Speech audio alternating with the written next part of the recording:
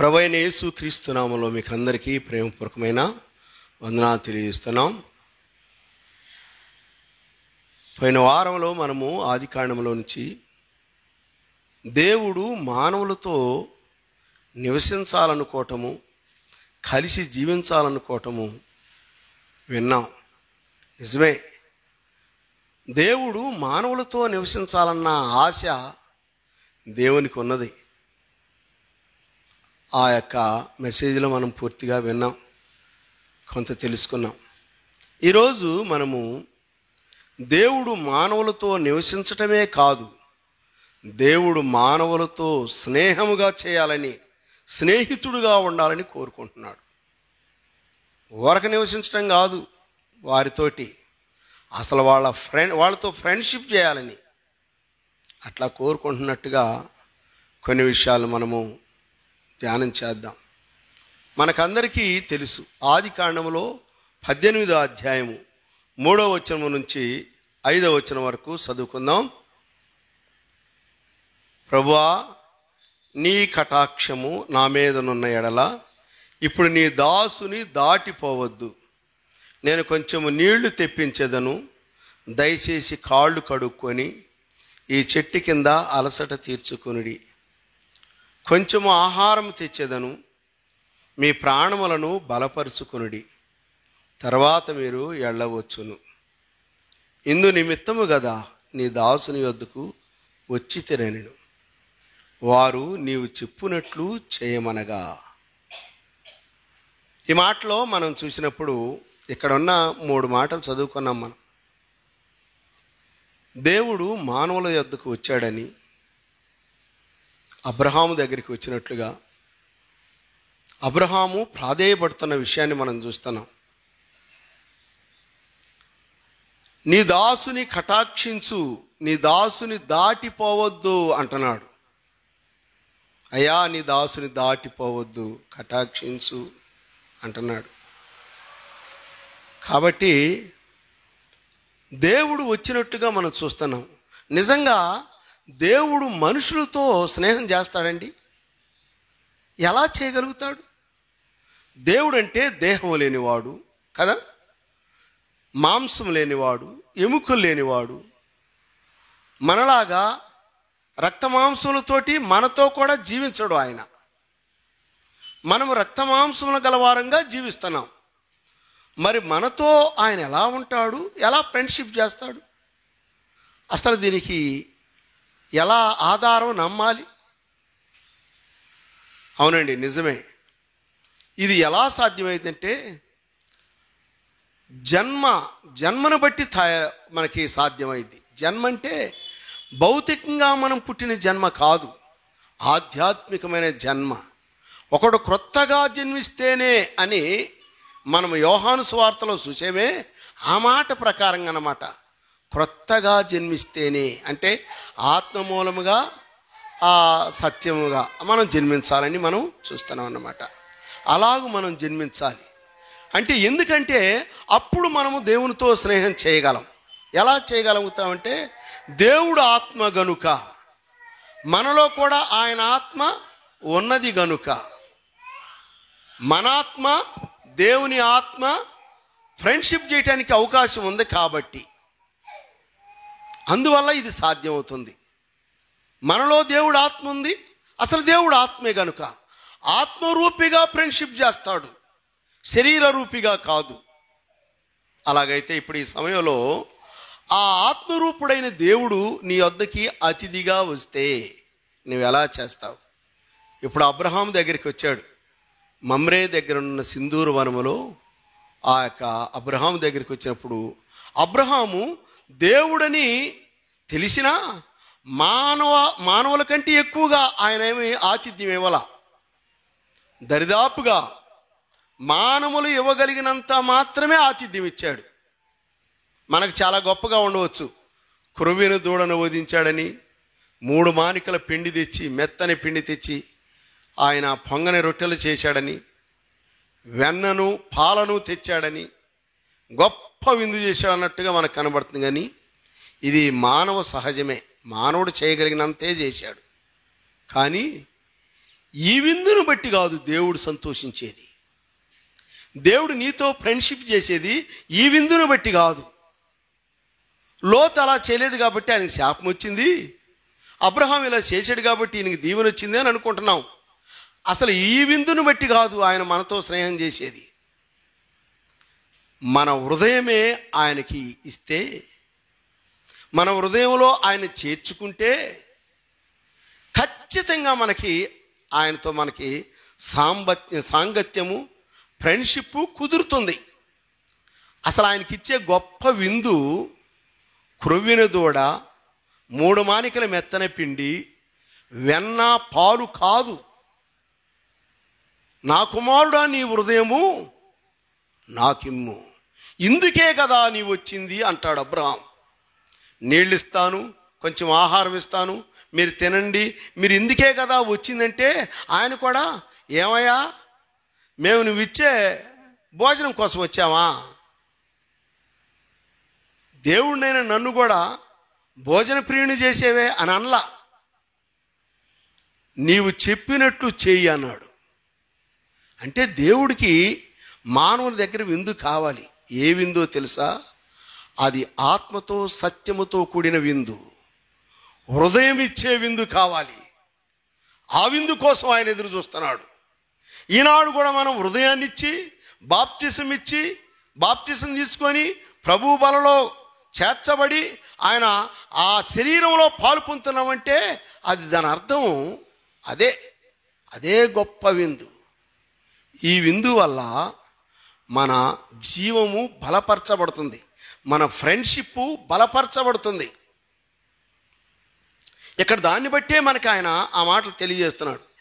ఇలా చేసినప్పుడు వాళ్ళు తెలియకనే, మనం కూడా చాలాసార్లు విందు చేస్తాం. కొంతమందికి ఏమో రాజకీయ నాయకులకు విందు చేస్తాం మన ఇళ్లల్లో, కొంతమందికి ఏమో మన ఇష్టమైన వాళ్ళకి విందు చేస్తాం, కొంతమంది కొన్నిసార్లు దేవుని దాసులకు విందు చేస్తారు. మీరు ఎవరికి చేసేటప్పుడు ఆనందంగా ఉంటారు? విందు దేవుని దాసులకు విందు చేసేటప్పుడు సంతోషంగా ఉంటున్నారా? లోకస్తులకు విందు చేసి పెట్టేటప్పుడు సంతోషంగా ఉంటున్నారా? మనకంటే గొప్పవారు అధికారులు వచ్చినప్పుడు వారికి విందు చేస్తాం, అప్పుడు గొప్పగా ఉంటున్నామా? మనం ఎప్పుడు గొప్పగా ఉంటున్నాం?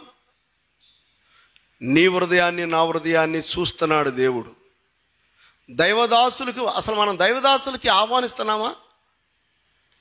వారికి ఆతిథ్యం ఇస్తున్నామా? ఒకసారి గమనించాలి. నిజంగా మన ఆతిథ్యం ఎవరికి? లోకస్తులకా, గొప్పవారికా, దేవునికా, దేవుని దాసులకా? ఎవరికి నీ ఆతిథ్యం?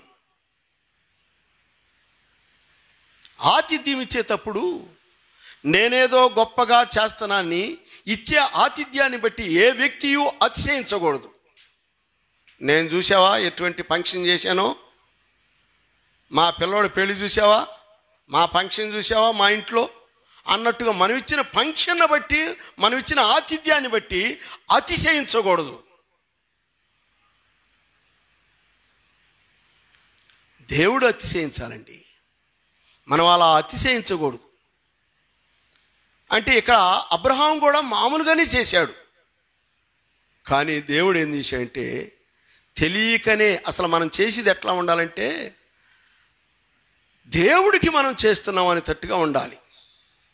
ఎవరు లోకస్తులకు చేసినప్పుడు కాదు, నీ ఇష్టం వచ్చినప్పుడు నీ ఇష్టం వచ్చిన వాళ్ళకి ఇందు చేసేటప్పుడు కాదు.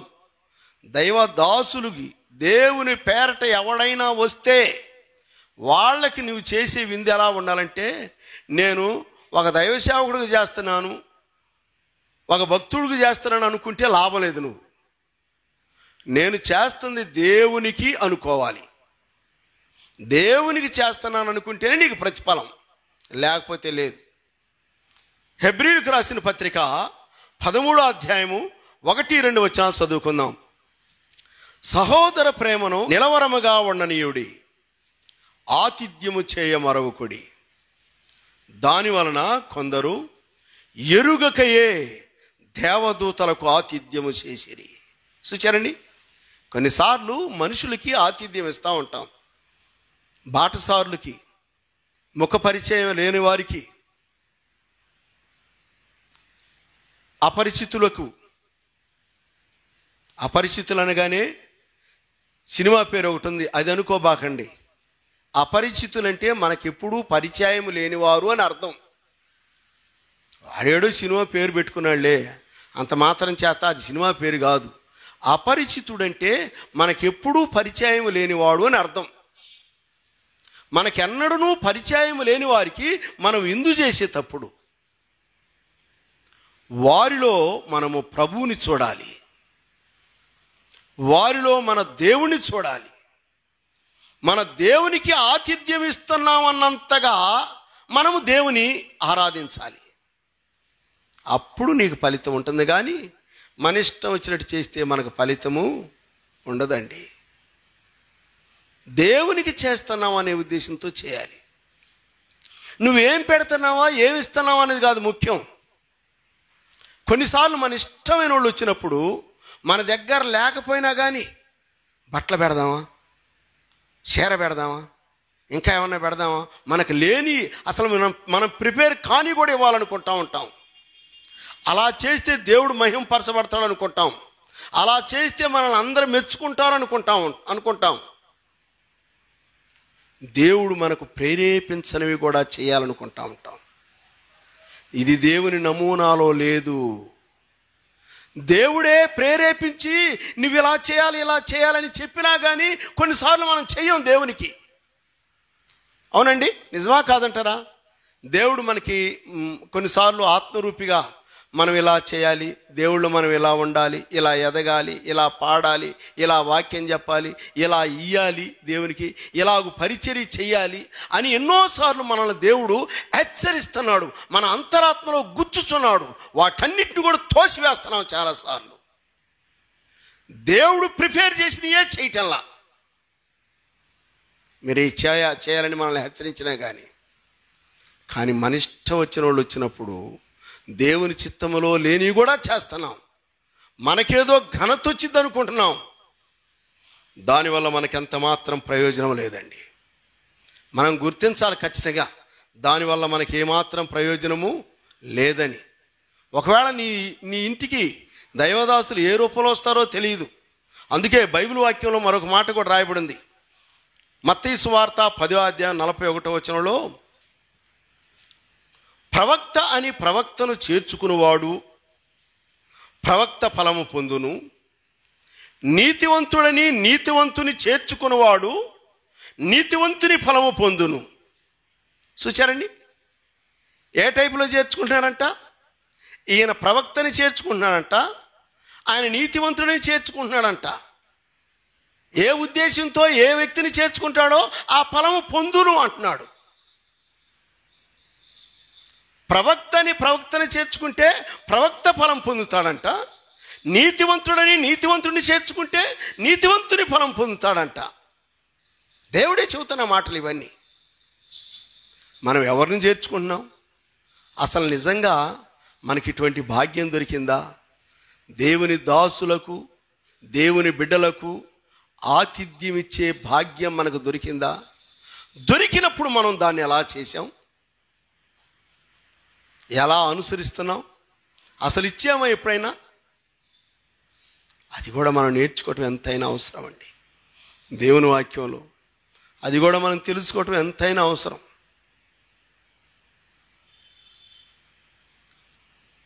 నేను అతిశయించి చెప్పడం లేదు కానీ కల్లూరు పోయేటప్పుడు చిన్నకోడిశ్రావణ మన దగ్గర ఉన్నాడు. వాళ్ళ ఇంటి దగ్గర చిన్న ఫంక్షన్ అయినా వాళ్ళ కుమారులు, వాళ్ళ భార్య, వాళ్ళ ఇంటి వారు, ఆయన ఎట్ట చేస్తారంటే దేవుని బిడ్డలకి నిజంగా ఎంతో గొప్పగా చేస్తారు. నేను చూశాను, నేను అనుభవించాను. నేను వాళ్ళ ఇంట్లో ఎన్నోసార్లు అలాంటి అనుభూతిని పొందాను. కాబట్టి అప్పుడు నాకు ఇంత లోతైన మర్మం కూడా తెలియదు. నిజంగా అలా ఉండాలి. ఒక వ్యక్తిని గణపరచాలనే ఉద్దేశం కాదు. చాలాసార్లు మనం చూస్తున్నాం, అసలు ఈనాడు దైవ సేవకుని ఇంటికి ఆహ్వానించేదే లేదు. ఒకవేళ వచ్చినా కానీ ఎలా ఉంటుందో మనకైతే తెలియదు. కానీ ఈ విధంగా మన ఆహ్వానాలు ఉంటున్నట్లుగా మనం చూస్తున్నాం. నువ్వు ఎవరిని ఆహ్వానిస్తున్నావో నీ ఆతిథ్యం ఎవరికి? ఒకవేళ దేవునికి ఆతిథ్యం ఇచ్చే అవకాశం దొరికితే నువ్వు ఎలా చేయగలుగుతావు? దేవుడుగా వస్తాడు నీ దగ్గరికి ఆతిథ్యం తీసుకోవటానికి, ఆతిథ్యం పొందటానికి దేవుడుగా వస్తాడా? దైవదాసుల ద్వారానే వస్తాడు. మరి నువ్వు వారికి ఆతిథ్యము దేవునికి ఇచ్చినట్లుగా చేయాలి. అప్పుడే మనకి గొప్ప దీవెనల ఆశీర్వాదాలు ఉంటాయని కూడా మనము గమనించగలుగుతున్నామండి. మత్తయి సువార్తలో కూడా మనం కొన్ని మాటలు చూసినప్పుడు 25వ అధ్యాయము 21వ వచనం, అతని యజమానుడు, బహళా నమ్మకమైన మంచి దాసుడా, నీవు ఈ కొంచెములో నమ్మకముగా ఉంటివి, నిన్ను అనేకమైన వాటి మీద నియమింతును, నీ యజమానుని సంతోషములో పాలు పొందమని అతనితో చెప్పాను. చూచారని ఇది ఎందుకు చెబుతున్నామంటే, కొన్నిసార్లు మనము దేవుని దాసులకి ఆతిథ్యం ఇస్తే బళా అని మెచ్చుకునే వాళ్ళు ఉంటారు. ఇప్పుడు నేనేదో ఒకటి చెప్పాను చూసి అట్ట మెచ్చుకునే వాళ్ళు ఉంటారు. కొన్నిసార్లు తిడతారు కూడా, అవమానపరుస్తారు కూడా. మీరు విందు చేసి ఇంటికి పిలిచి భోజనాలు పెట్టి కానుకలు ఇచ్చి ఇన్ని చేసినా కానీ మిమ్మల్ని ఇంకా అగౌరవపరుస్తారు. అదేంది? మేము చేసింది మంచి పనే కదా, వాళ్ళు ఎందుకు చేస్తున్నారట అని మీరు అనుకుంటారేమో. అబ్రహాం విందు చేశాడు, లోతు కూడా విందు చేశాడు. లోతుకి శాపం ఎందుకు ఇవ్వాలా? అబ్రహాముకి దీవెన ఎందుకు ఇవ్వాలి? ఎవరైనా అడగగలుగుతారా? అడగండి చూద్దాం. మమ్మల్ని ఎందుకు శపించావని అడుగుతారా? అడగగలరా? ఒకవేళ నీకు అవమానమే వచ్చింది అనుకో, నీ ఇంటికి పిలిచి నువ్వు ఆతిథ్యం ఇస్తే, నువ్వు అనేక విధాలుగా దేవుడికి సాయం చేస్తే నీకు అవమానమే వచ్చిందే అనుకో, నీవు సంతోషంగా ఉండాల్సిందే. నన్ను ఎందుకు అవమానపరిచావని ఫీల్ అవ్వకూడదు, ఇంకొక రకంగా ఫీల్ అవ్వకూడదు కూడా. ఎందుకంటే లోతు ఏమనలాకినా ఏమంటానికి అవకాశమే లేదు. ఈ పట్టణం మీద అగ్ని గంధకములు కురిపించబోతున్నాం అని అన్నప్పుడు వాళ్ళకి ఆప్షన్ లేదు. కన్నా ఎట్టకడ తప్పించుకోవడమే తప్ప ఇంకే ఆప్షన్ లేదు. వారు కూడా ఆతిథ్యం ఇచ్చారు. మరలా అవును, కొన్నిసార్లు నీవు ఆతిథ్యం ఇచ్చినా, దేవుని బిడ్డలను గౌరవించినా నీకు కొన్నిసార్లు అవమానాలు వస్తాయి, నిందలు వస్తాయి. ఇదిగో ఈ మత్తయి సువార్త 25వ అధ్యాయం 21వ వచనంలో మనం చదువుకున్నట్లుగా బళా నమ్మకమైన మంచి దాసుడు అని ప్రశంసలు కూడా వస్తాయి. అసలు మనం ఏమనుకుంటామంటే, ఎక్కువగా మాకెప్పుడు ప్రశంసలే కావాలి, అవమానాలు వద్దు, నిందలు వద్దు, మమ్మల్ని ఎప్పుడు పొగుడుతూ ఉండాలా అనుకుంటారు చాలామంది. మనం ఏమనుకుంటామండి? మనల్ని జనం పొగుడుతూ ఉండాలనుకుంటున్నామా? కొన్నిసార్లు మనకు కూడా సురకలేస్తూ ఉండాలనుకుంటామా? చెప్పండి. ఎవరైనా కోరుకుంటారా? మాకు అప్పుడప్పుడు సురకలేయ్యా, మాకు అప్పుడప్పుడు తొడపాసం పెట్టయ్యా, మాకు అప్పుడప్పుడు మమ్మల్ని గిల్లయ్యా, మాకు కొద్దిగా బాధ కలిగించయ్యా అని ఎవరైనా అంటారా? ఇవన్నీ ఏం వద్దు, ఓరగా పొగుడుతూ ఉండు మమ్మల్ని. ఒకటే పొగడతలే. మనం కోరుకునేది పొగడతల మంచియా, అప్పుడప్పుడు సురకల మంచివా? మీరు చెప్పండి వాస్తవంగా. పొగడతలే మంచియా, అప్పుడప్పుడు సురకలు కూడా అవసరమేనా? నిజంగా చెప్పండి, మనసులో ఉన్న మాట చెప్పండి. అన్నీ పొగడతలే కావాలా? అప్పుడప్పుడు తొడపాసం కూడా పెట్టాలి కదా. చిన్నప్పుడు పిల్లలకు పొంతులు పెట్టాలా? అప్పుడప్పుడు ఉండాలి. అన్నిసార్లు పొగడతలే ఉండవు. అన్నిసార్లు బళా నమ్మకమైన మంచి దాసుడా, ఈ కొంచెంలో నమ్మకముగా ఉంటివి, నీ దాసుని సంతోషములో పాలు పొందుమని అన్నిసార్లు అనడు. కొన్నిసార్లు గద్దిస్తాడు తన దాసులను కూడా కదా. గద్దిస్తాడా లేడండి దేవుడు? తన దాసులను కూడా కొన్నిసార్లు గద్దిస్తాడు. ఆ గద్దించినప్పుడు లోబడినవాడు ధన్యుడు కదా. తిరుగుబాటు దేవుడు గద్దిస్తే తిరుగుబాటు చేస్తే మేలా, లేకుంటే దేవుడే గద్దించాడు అనుకో, తిరుగుబాటు చేస్తే మేలా, లోబడితే మేలా? గద్దించినా సరే లోబడాల్సిందే కదా, గద్దించినా సరే లోబడాల్సిందే. లోబడితేనే మేలు కదా, తిరుగుబాటు చేస్తే ఏం మేలండి? నువ్వు దేశ దిమ్మెర అవుదుగాక అన్నాడు కయ్యూనుతోటి. వామ్మో వాయ్యా ఎట్టాటి వద్దు, నేను నీ మీద కోపడతాను, నీ మీద తిరుగుబాటు చేస్తాను, మా తమ్ముడు చంపినట్టు నిన్ను కూడా చంపుతాను అని అంటే ఏమైనా చేయగలుగుతాడా? చెప్పండి, మీరు చెప్పండి. ఏమైనా చేయగలుగుతాడా? ఏమీ చేయలేడు. కాబట్టి ఇంకా ఏడ్చాడు పాపం. అయ్యా, నేను ఎక్కడికి పోయినా కానీ భూమి నాకు శాపాన్ని ఇస్తుందయ్యా అని. అలాగైతే లోబడటం మేలండి. మనకు లోబడటమే మేలు, కానీ తిరుగుబాటు చేయటం మనకు మేలు కాదు. అందుకే దేవాతి దేవుడు ప్రపంచ మానవులకు మేలు చేశాడా, కీడు చేశాడా? యేసుక్రీస్తు వారు మేలు చేసిన ఆయనకి ఏం చేశారో చూద్దాం. చూడండి, లూకాసు వార్త 23వ అధ్యాయము 34వ వచనం చూడండి. యేసు, తండ్రి, వీరేమి చేయుచున్నారో వీరెరుగురు గనుక వీరిని క్షమించమని చెప్పాను. వారు ఆయన వస్త్రములు పంచుకున్నటకై చీట్లు వేసిరి. చూచారండి?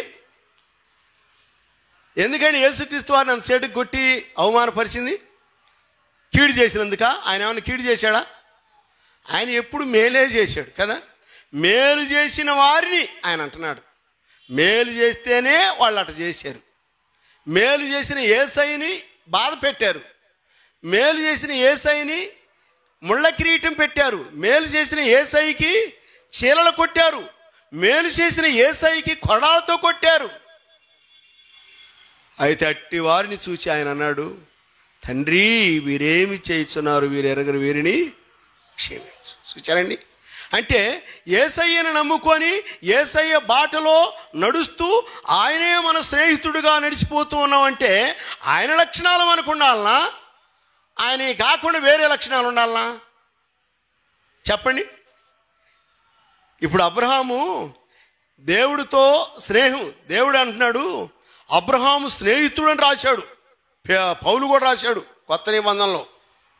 యాకోబు వాళ్ళందరూ చెబుతున్నారు అబ్రహాము దేవుని స్నేహితుడు. అబ్రహాము మాంసయుక్తంగా కలవాడుగా ఉన్నాడు, రక్తమాంసాలు కలవాడుగా ఉన్నాడు. దేవుడు రక్తమాంసంలో లేనివాడు. మరి ఎలా సాధ్యమైంది? ఈనాడు కూడా క్రొత్త నిబంధనలో మనం కూడా అదే. ఒకడు క్రొత్తగా జన్మించాలి. ఆత్మతో సహవాసం చేస్తుంది. లోకానికి ఇది ఎర్రితనమే. మనకు దేవుని శక్తి, ఆత్మచేత దేవునితో సహవాసం చేస్తున్నాం. మనలో ఉన్న ఆత్మ దైవాత్మ ఒకటే కాబట్టి ఆత్మతే చేత మనం దేవుని సహవాసము చేస్తున్నాం. మనం ఆయన కింద ఇచ్చేది ఏమిటి? నువ్వు ఎక్కడికి వెళ్ళినా నీ మాటలో, నీ చూపులో, నీ ప్రవర్తనలో, నీ జీవితంలో ప్రభువు కనబడేటట్లుగా జీవించటమే ఆయనకిచ్చే విందు.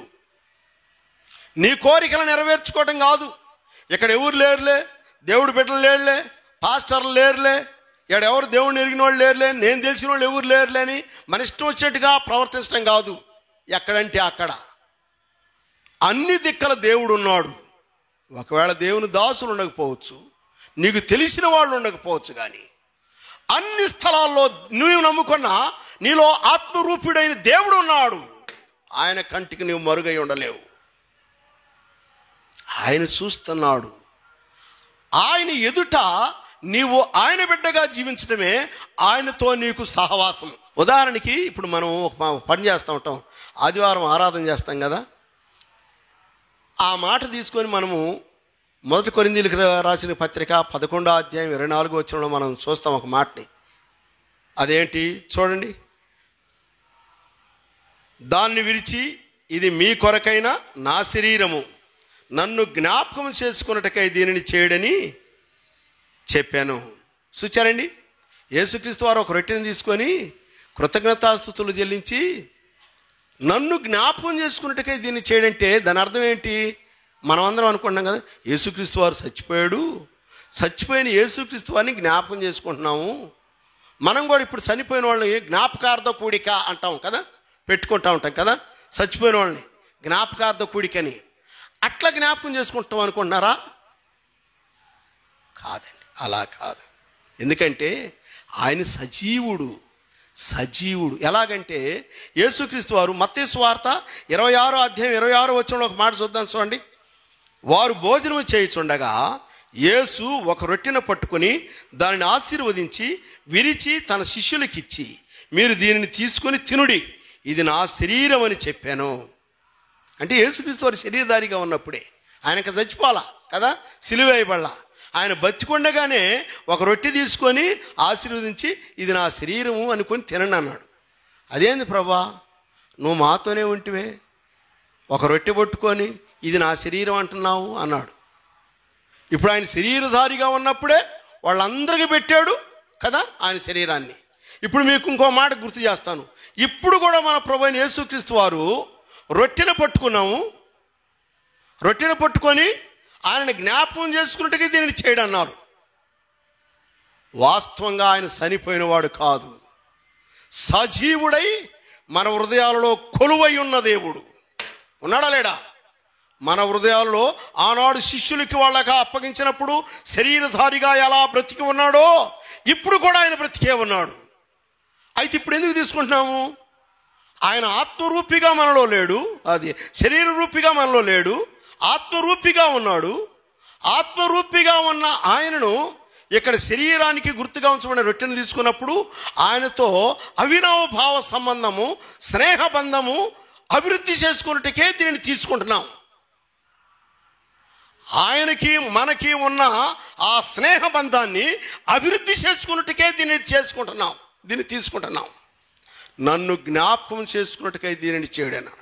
ఆయన ఇప్పుడు మనలో నుంచి ఆ తర్వాత మామూలుగా రానై ఉన్నాడు, మరలా సజీవుడై రానై ఉన్నాడు.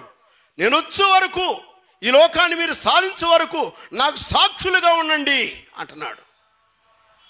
అవునండి, మనము దానికి సాక్షులుగా ఉండాలి. అదే స్నేహం. అబ్రహాం మామూలుగా స్నేహం చేశాడు. అబ్రహాం కంటే కొత్త నిబంధనలు ఏమంటున్నాయంటే ఆయన విశ్వాసులతో, దేవుని బిడ్డలతో ఆత్మరూపిగా స్నేహితుడు.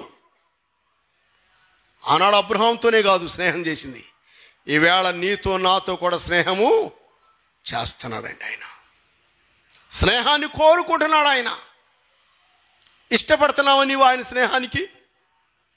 ఆయనకి విందు ఇవ్వటానికి, ఆతిథ్యం ఇవ్వటానికి నువ్వు ఇష్టపడుతున్నావా?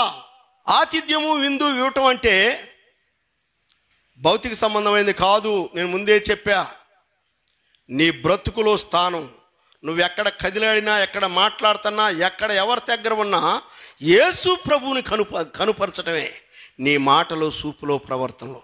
ఇది గొప్ప ఆతిథ్యం. ఆయనకి ఇంతకు మించిన ఆతిథ్యం లేదు. ఎందుకంటే శరీరధారిగా ఉన్నప్పుడు నిజంగానే సమరయ స్త్రీతో మాట్లాడుతున్నప్పుడు ఆయన మాటలు విని కొండ విడిచిపెట్టి వెళ్ళిపోయింది. శిష్యులు ఆహారం తీసుకొని వచ్చారు. ప్రభు, ఇదిగో ఆహారం తెచ్చానన్నాడు. మీకు తెలియని ఆహారం నాకు ఉందన్నాడు. ఏమిటి? ఒక పాపాత్మురాలకు దేవుని వాక్యం చెప్పాను, ఆమె నమ్ముకొని సమరయ గ్రామానికి చెప్పబోతుంది, ఇప్పుడు నా కడుపు నిండింది అన్నాడు. యేసయ్య కూడా చాలాసార్లు నేను నా తండ్రి పనులను తుదముట్టించడానికి వచ్చానన్నాడు. అది మన పని. నీవు నేను ఆయనతో స్నేహం చేస్తానంటే మన పని కూడా అది, ఆయన పనిని తుద ముట్టించటము, ఆయన పనిని నెరవేర్చడం నీ జీవితంలో, కనుపరచడం నీ జీవితంలో, క్రియలో, చూపులో, ప్రవర్తనలో, ఆలోచనలో నువ్వెక్కడున్నా ఆయన బిడ్డని నిరూపించాలని నువ్వు చెప్పకుండా, నోటితో చెప్పకుండా ఈయన క్రైస్తవుడేమో, ఈమె క్రైస్తవురాలేమో అనుకునేటట్లుగా నీ ప్రవర్తన ఉండాలి. అదే గొప్ప విందు ఆయనకి. 3 మానికల పిండి కన్నా, లేత దూడ విందు కన్నా, పాలు వెన్న కన్నా కూడా గొప్ప విందు. అబ్రహాము భౌతిక సంబంధమైన విందు చేశాడు, నువ్వు ఆధ్యాత్మిక సంబంధమైన విందు చేసి ఆయనతో నువ్వు ఫ్రెండ్షిప్ చేయబోతున్నావు. చేస్తావా అటువంటి ఫ్రెండ్షిప్? అటువంటి ఫ్రెండ్షిప్ నీకు ఇష్టమేనా? అలాగైతే ఈ మాటలు ఆలకిస్తున్నా నీవు ఖచ్చితంగా ఆయనతో నీవు ఫ్రెండ్షిప్ చేయాలి. ఆయనతో నీవు ఖచ్చితంగా ఆరాధించే బిడ్డగా నీవు ఉండాలని మీకు మనవి చేస్తున్నాను.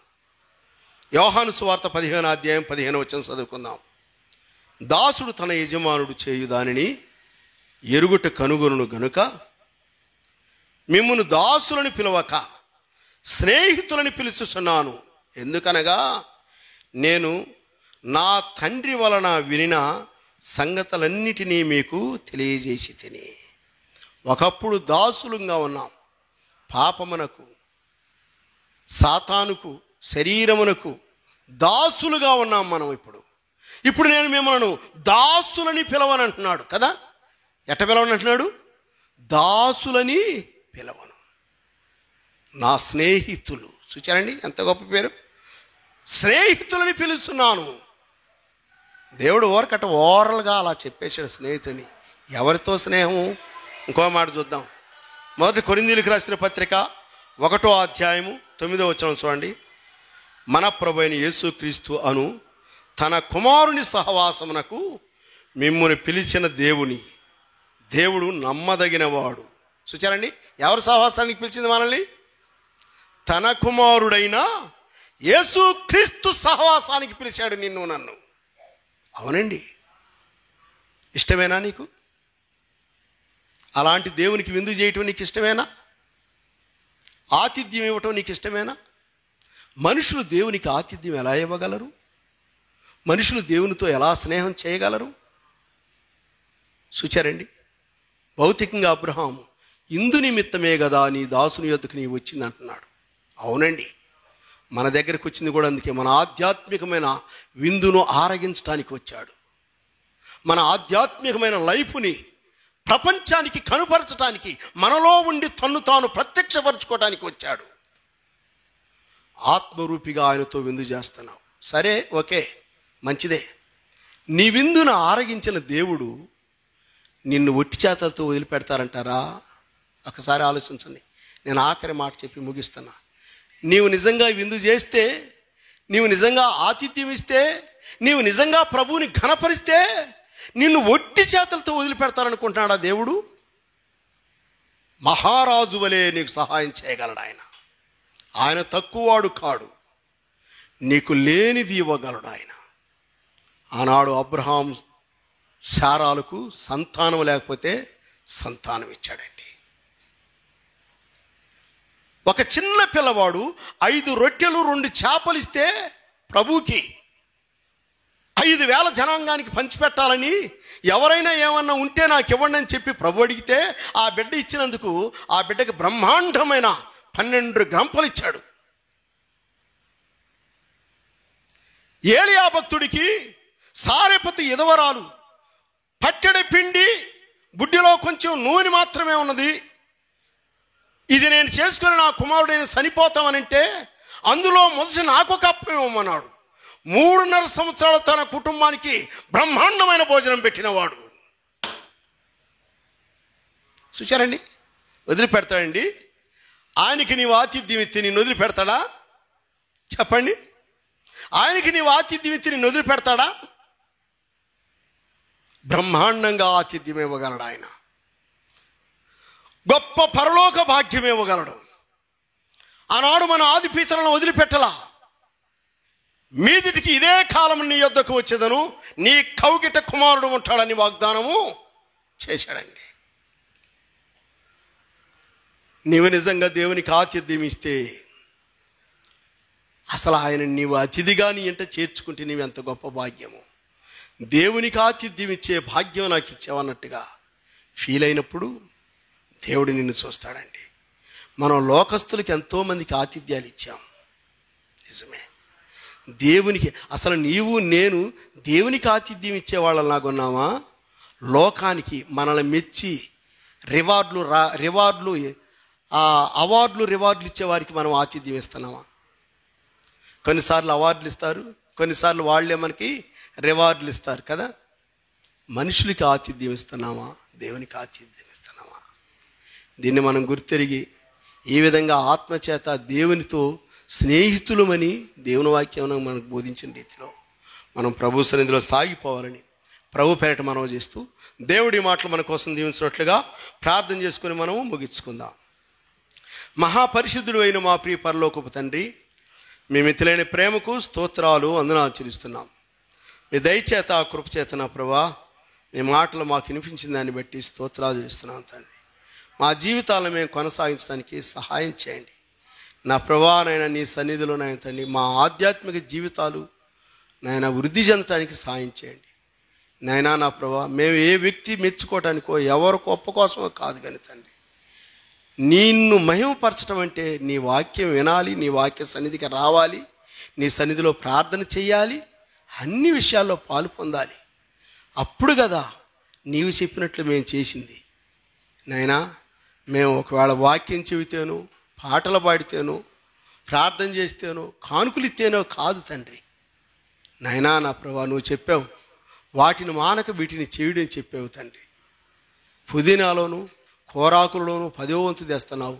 ప్రేమ సత్యంలో మర్చిపోయావంటే వాటిని చెయ్యి వీటిని చేయన్నాడు కానీ ఏదైనా ఒకటి మానుకుని ఒకటి చేయమని చెప్పలా నా ప్రభా. వాక్యానుసారంగా ఇవన్నీ చేయాలి. మాతో పాటు నాయన తండ్రి మా సమయాన్ని, మా హృదయాన్ని, మా సమయం కూడా మీ సన్నిధిలో గడపాలి. మేము చాలాసార్లు దీన్ని తప్పిస్తున్నాం తండ్రి. మా ఘనతను కోరుకుంటున్నాం తండ్రి. అయ్యా నా ప్రభా, ఈనాడు నీవు ఈ లోకానికి, ఆనాడు నీవు ఈ లోకానికి వచ్చినప్పుడు తండ్రి నక్షత్ర రూపంలో నీవే ప్రపంచానికి కనపరచడానికి వచ్చావు తండ్రి. ఇవాళ నక్షత్రాన్ని చూస్తున్నారు జనం. ఆ నక్షత్రం ఎందుకు పుట్టిందో ఆ దేవుణ్ణే చూపించింది. ఆ నక్షత్రం నన్నేం చూస్తావు కానీ నన్ను పుట్టించిన నా రక్షకుని చూడని అని చెప్పింది. అలాగే మేము కూడా ఈనాడు మా పాటలు, మా వాక్యము, మా ప్రవర్తన, మా గొప్పతనాలు కాదు కానీ మాకంటే మా వెనక ఉన్న మా దేవుణ్ణి చూడండి, మీరు మాలో నుంచి మా దేవుణ్ణి చూడండి అనేటట్లుగా మా జీవితాలు నాయన మార్చబడటానికి సహాయం చేయండి. అది మీరు చెప్పిన వాక్యం. మేము అలా ఉండటానికి సహాయం చేయండి. మనుషులు మెప్పు కోరితే నాయన మా ప్రతిఫలం అప్పుడే పొందాం. మీ మెప్పు కోరితే మీ దగ్గర ఊహ కందనివి ఉన్నాయి తండ్రి. వీటన్నిటిని మేము గుర్తెరుగుతున్నాం. అలాగుంటానికి సహాయం చేయండి. ఇక్కడ కూర్చొని ఆలకిస్తున్న మీ బిడ్డలకేమి నాయన, యూట్యూబ్ ద్వారా ఆలకిస్తున్న మీ బిడ్డలకేమి సహాయాన్ని అనుగ్రహించండి. ఎవరు బలహీనంగా, అనారోగ్యంగా, ఆర్థిక బాధల సమస్యలు కలిగి ఉన్నారో వీటన్నిటిని సరిదిద్దుకుంటూ ఈ వాక్యం ద్వారా బలపరచబడుతూ నాయన నీ సన్నిధిలో ఇంకా ఆధ్యాత్మికంగా ఎదిగి నాయన అతన్ని మిమ్మల్ని గణపరిచేవారుగా ఉండటానికి సహాయం చేయమని, మీ ద్వారా గొప్ప దీవెన ఆశీర్వాదాలు పొందుకునేవారుగా ఉండటానికి సహాయం చేయమని మీ బలమైన స్థలానికి అప్పగించుకుంటూ మా ప్రభువును మా రక్షకుడనైన యేసుక్రీస్తు నామములో ప్రార్థన చేసి అడిగి వేడుకుంటున్నాం తండ్రి. ఆమేన్. అందరికీ ప్రేమ వందనాలు తెలియజేస్తున్నాను.